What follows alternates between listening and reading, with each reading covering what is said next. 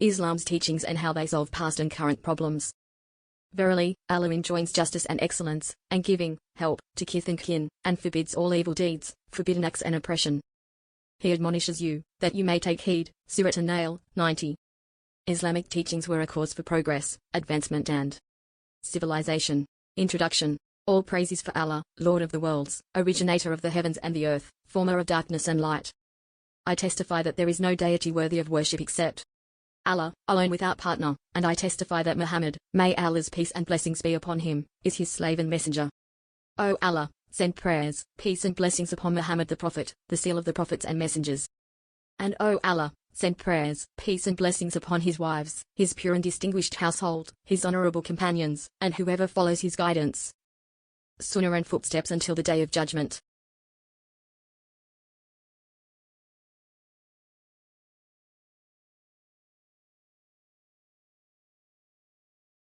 Indeed, Allah, blessed and exalted, sent the seal of his prophets and messengers Muhammad, may Allah's peace and blessings be upon him, with Islam as a religion that comprises pure beliefs, guiding rituals, upright legislations, lofty teachings, rational directives, that invites to honorable manners and wise relations, commands every good and forbids every evil, and invites to knowledge, learning and human advancement in every aspect of life.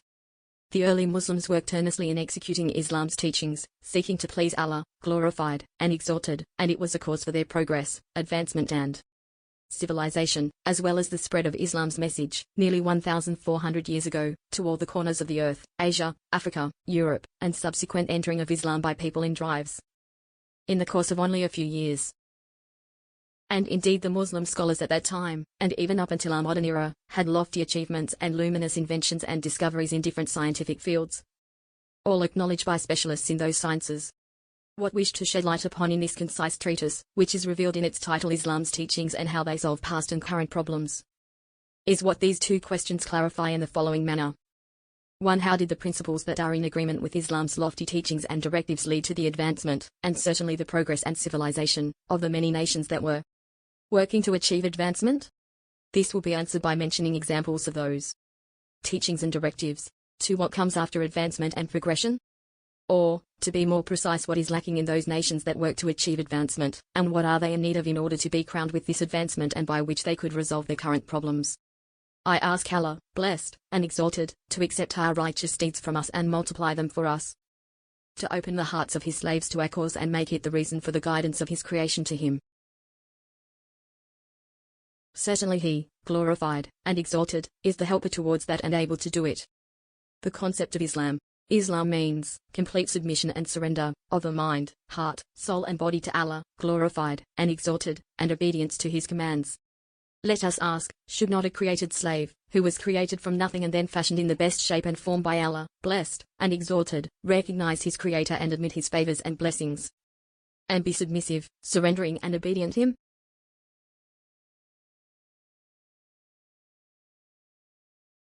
The mental submission of a slave. He believes in the presence of a deity who created him, which is Allah, blessed and exalted.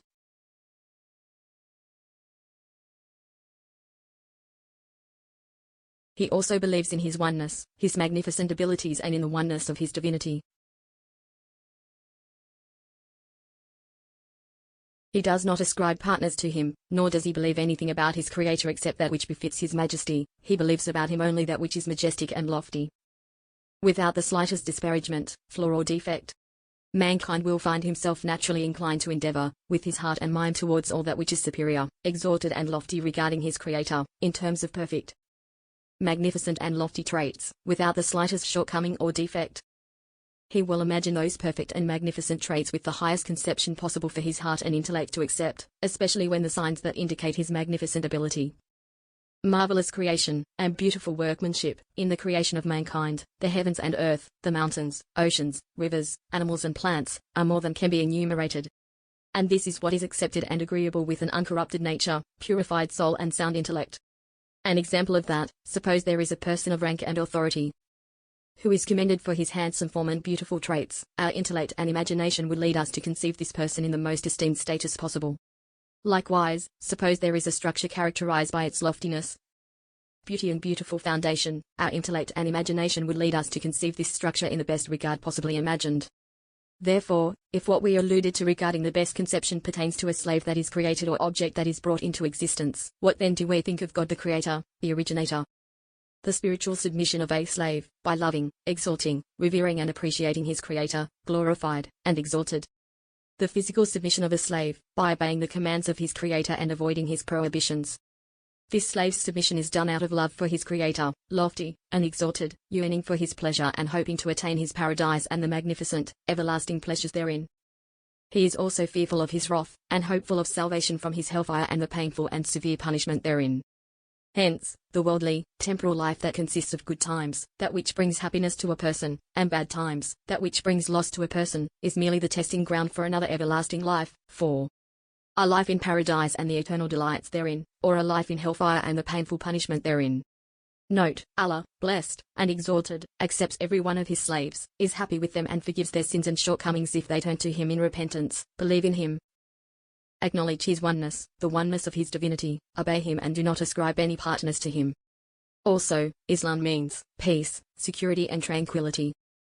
The word Islam, submission, is derived from the root word from which the word salam, peace, is derived as well, which means security, safety and tranquility. Islam is the religion of peace that extends to everyone, and under whose shade everyone takes comfort in peace, security and safety, void of injustice, oppression and tyranny. In Islam, a person enjoys inner peace, which is the true peace, in his beliefs about Allah, glorified and exalted, become purified, he is secure in his good thoughts about him. And his soul becomes tranquil, his heart at rest, his limbs upright in the light of the divine directives and teachings that Islam brought. Allah, exalted, says, those who believe in the oneness of Allah, Islamic monotheism, and whose hearts find rest in the remembrance of Allah, verily, in the remembrance of Allah do hearts find rest. Surah Ar-Ra'd. 28. Islam's message. Islam brought a message that the untainted nature, purified souls, and sound intellects will accept and agree with.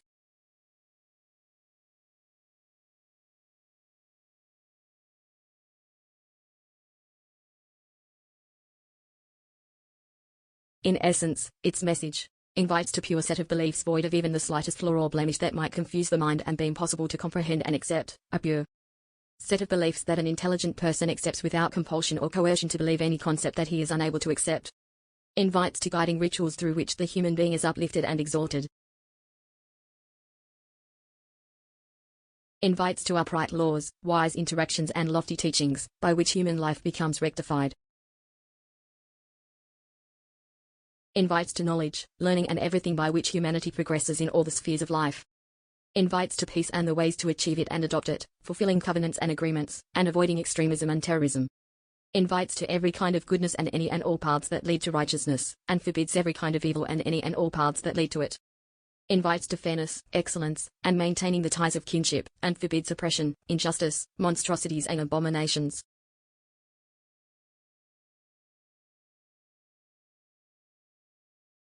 Allah, exalted, says, verily, Allah enjoins justice and excellence, and giving, help to kith and kin, and forbids all evil deeds, forbidden acts and oppression. He admonishes you, that you may take heed. Surah An-Nahl, 90. Islam and the light of belief. Islam brought a pure creed that enlightens the mind and guides to a lucid knowledge of the Creator, a knowledge that is befitting to his loftiness and magnificence. Indeed, Islam calls for belief in Allah, glorified and exalted, the Creator and Originator, belief in his most beautiful attributes, the oneness of his divinity, without associating anything with him as a partner. Every newborn is born upon the innate belief in its Creator who originated him, and the oneness of his divinity. The proof of that is if a newborn is brought and left until it becomes conscious and mature without any external effects on his beliefs, then we will find 1. That his innate nature that Allah, exalted, created in him inclines him towards belief in his Creator who originated him. He will also be inclined to belief in the existence of just one God, a strong and magnificent God that is capable of creating him and creating the entire creation. We find him, this person who has become conscious and mature, in his times of emergency and need, he calls out saying, "O my God! O my Lord! O my Creator!" Which indicates 1, not 2 or more, guide me. Facilitate my affair for me. Take care of my needs. Do not forsake me. We will not find him saying "O my gods" or "O my lords" or "O my creators," an indication of many, which proves that the Creator and the Originator is none other than one God, and that is Allah, blessed and exalted. 2. That his heart will strive and his soul will yearn for submission and obedience to the commands of one wise and able God. Otherwise, where will the weak, created slave go to when the gods become many and their commands and directions oppose and differ?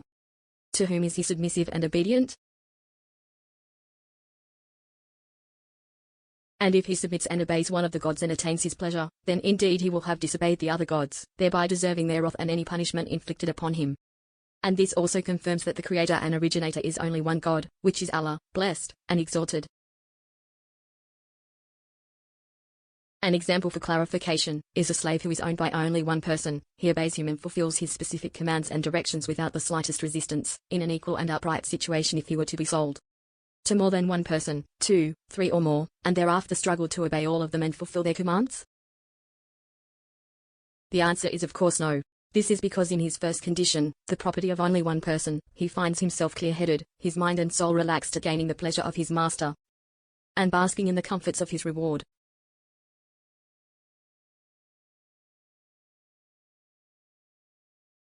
However, in his second condition, the property of more than one person, he finds himself unstable, confused and worried, losing the pleasure of his masters and tormented by their punishment.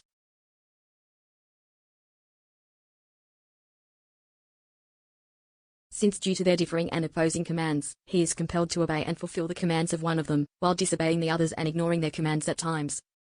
Then obeying and fulfilling the commands of another while disobeying and ignoring the commands of the others at other times, all of this in an attempt to please all of them, but in the end, in the opinion of all his masters he is neglectful and disobedient, and deserves their anger and punishment. 3. That his mind contemplates logical answers to 4 important questions in the following manner. 1. Who created me and brought me into existence? 2. What are his attributes? 3. Why did he create me and bring me into existence? 4. What is the wisdom in that? In an instant he will find that after contemplation and reasoning, his innate nature, his heart's striving, his soul's yearning, and his mind's conclusion steer him to the answer to the first question. Who created me and brought me into existence? The answer, the one who created me and brought me into existence, must be a strong and able God. Because it is impossible for mankind to believe in the existence of a thing in the absence of a creator that brought it into existence. Everything that exists must have a creator that brought it into existence. Every product must have a manufacturer. Every created thing must have a creator. Moreover, he believes in the existence of his God and creator, even though he does not see him, since the signs and evidences that prove his existence are more than can be enumerated. Some examples of this are, the human being does not see his soul, yet he believes in the existence of a soul due to the existence of its impressions in life. Likewise, he does not see his brain, yet he believes in its existence due to the existence of its impressions such as the ability to think and ponder. Likewise, he does not see gravity, yet he believes in its existence due to the existence of its impressions such as gravitational pull, and so on and so forth. Also, mankind will find that after contemplation and pondering, his innate nature, his heart's striving, his soul's yearning, and his mind's conclusion, all lead him to the answer to a large and important part of the second question, which is that God the Creator must be only one, not 2 or more, and this is for the following reasons.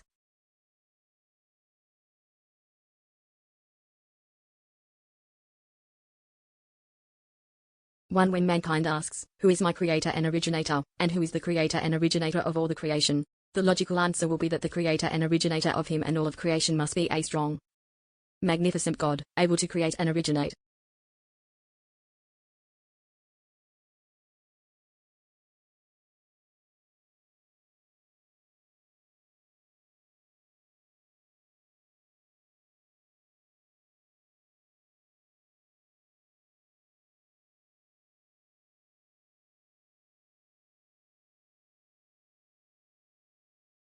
Thereafter he will continue to pose this question in a different way in the following manner, who is this God's creator and originator? And supposing the answer was, it must be another God who possesses strength and greatness, he would find himself compelled to repeat the same question infinitely.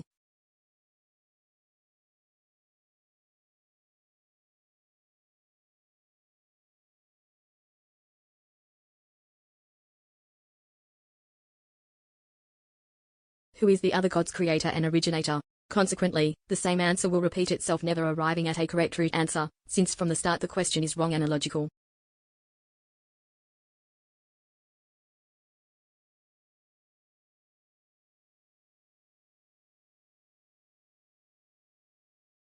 Therefore, the ideal answer to this question is, God, the creator and originator, who created and originated mankind and all of creation, and neither creator nor originator. Therefore, there is but one God who possesses such magnificent strength and unrestricted abilities to create and originate something from nothing. This is the ideal and logical answer, besides which sensible and who is the other God's creator and originator. Consequently, the same answer will repeat itself, never arriving at a correct root answer, since from the start the question is wrong and illogical. 2. Supposing the existence of more than one God, and consequently the existence of an independent will in each. If one wished to do something and another wished to do something and another wished to do something else contradictory, like, one wishes to move a thing while the other wishes not to move it, what would happen in that case? The answer to this question lies in one of only three possibilities.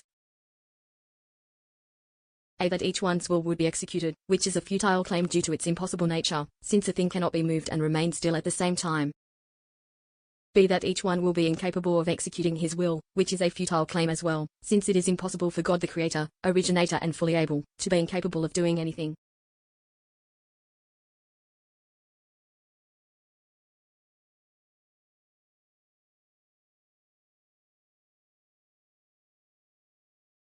C. That the will of only one will be executed and not the will of the other, and in that case this God is the true Creator, who is able to do all things. And anything besides him is absolutely not a God.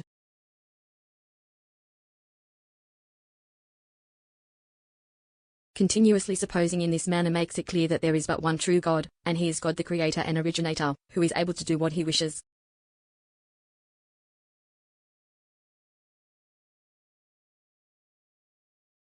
Three. That if there was more than one God, there would be instances where some would exalt themselves over the rest, and other instances where some others would exalt themselves and gain the upper hand over the rest.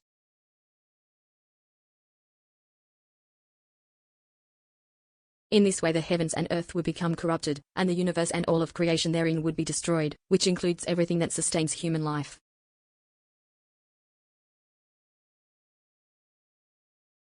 And since this has not happened, then there must be only one God, who is the strong, the magnificent, the able, and the one who is in control of all things, Allah, glorified and exalted. An example of what we alluded to.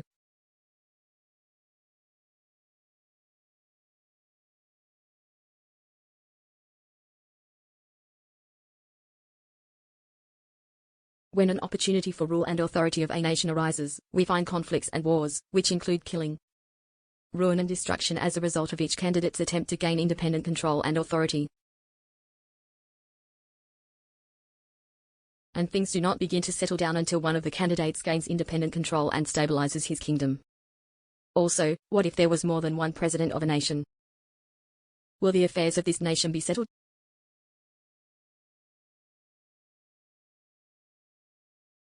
Of course not, and without a doubt there would be conflicts between them, in addition to consequences, such as the loss and ruin of the nation's resources and impeded development. Hence, we find that all nations agree to appoint only one person to be its ruler or president, and it is the same as far as the creation within this universe is concerned. The creator and originator is only one God.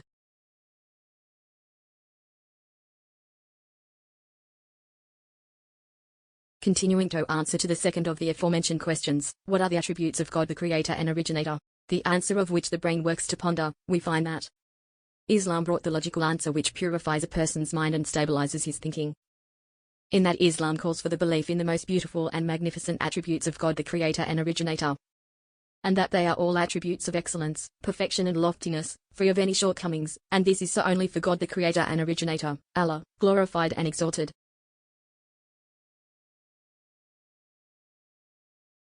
Some of the attributes of Allah, glorified and exalted.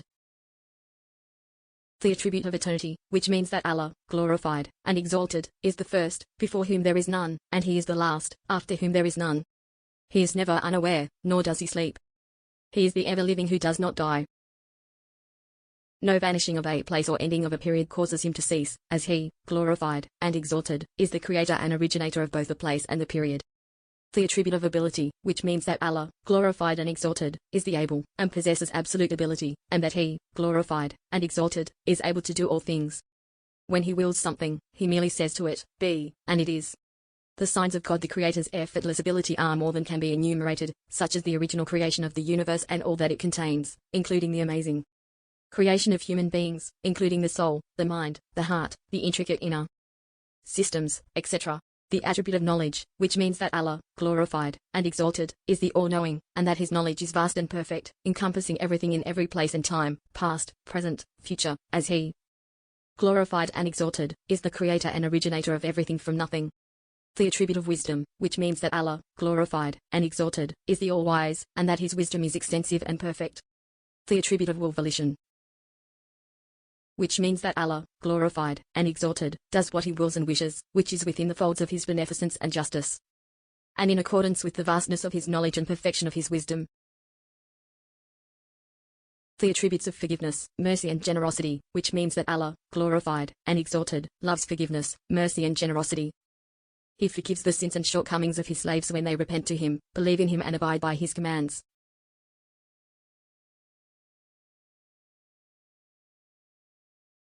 He engulfs them in his mercy, and honors them with his pleasure upon them and admitting them into his paradise and the magnificent, eternal delights therein.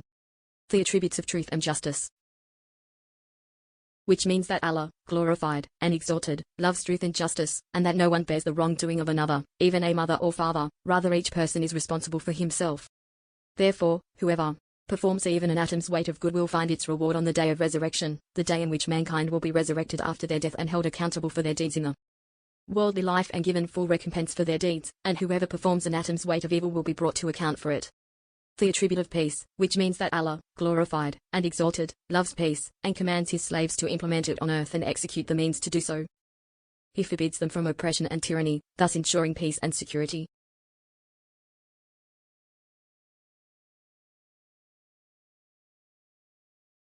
If only we fully comprehended the wisdom behind the Islamic greeting of peace, meaning that a person greets another by saying, "Peace be upon you," while the other replies by saying, "Peace be upon you as well," which promotes the feelings of peace and tranquility. Islam came to clarify that there is nothing that compares to Allah, glorified and exalted, in his perfection, beauty, loftiness, grandeur, strength, the effortlessness of his ability, vastness of his knowledge, the perfection of his wisdom, and all the beautiful attributes of Allah. Islam also calls for the declaration that Allah, the creator and originator, is far above and removed from all deficient and blameworthy traits that do not befit him. That he, glorified and exalted, is far above and removed from the actions of humans and all other creation, which they are in need of, such as eating and drinking, and their consequences, such as needing to relieve oneself, sleeping, relaxation, marriage and procreation. He, glorified and exalted, is the creator and everything else is creation. He, glorified and exalted, is the originator of these traits within them, such as the human's needs for food and drink, relieving oneself, sleep, relaxation, marriage, procreation, offspring, etc. However, he, glorified and exalted, stands in no need for any such things, for he is God, the creator and originator. Islam also calls for the declaration that God, the creator, is far above and removed from the attribute of racism, and that he, glorified and exalted, is not a god to individuals, groups, nations or tribes, to the exclusion of others. Rather, he, blessed and exalted, is the God of all of creation, and responds to all of them, when they draw near to him, believe in him and obey him, accepts their repentance, forgives them and opens the doors to his mercy. He admits them into his paradise and is pleased with them, for he, lofty and exalted, is the God of truth and justice, and therefore does not oppress any one of his slaves. All are equal in the sight of Allah, exalted, and no one is more virtuous than another except by his belief in and reverence for his Lord and Creator, along with his righteous deeds through which he seeks his nearness and his pleasure.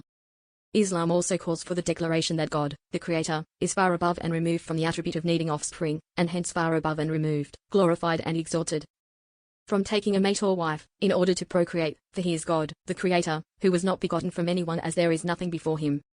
And Eustos he, glorified and exalted, was not begotten from anyone, he, glorified and exalted, is not in need of begetting anyone, nor does such befit him. He is the originator of everything from nothing. Therefore, it is not possible to accept the allegation that God took a son or anything similar, claiming that this son, a weak creature which is born from its mother, and thereafter becomes a suckling in need of breastfeeding, cuddling and care, etc. After that it dies and is buried like all other humans, is part of the nature and representation of the God who created it as well as everything. It is not possible for the mature intellect to accept these types of fabrications, for if it was possible, it would lead to numerous questions that are impossible to answer.